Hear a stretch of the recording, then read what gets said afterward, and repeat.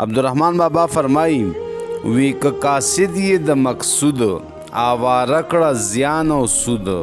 او هر چی درشي ستا په مخ کې واړه وګڼه بهبود هر چی دی سوا له خدایا واړه وګڼه نابود رضا وسپاره قضا ته مدام خوښ وسه خوشنود وی ته وځان ورته نظر کړه چې قبول یې که مردود نندارچی د خپل صورت شه چې مسلم یې که جهود امتی د ابراهیم شه تابع مشه د نمرود د غفلت له خوبه پاسه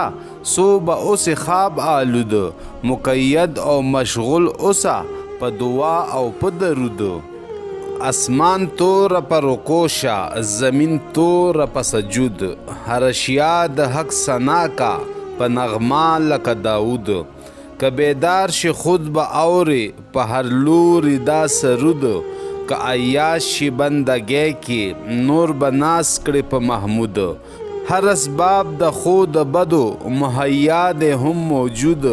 که دانای وبله بیل کړه فرموده او نافرمود سو سپن نشي په هور کې نوي خوند بوی د اود ځان له خوب صفا کی زکړه لکه بحر نامحدود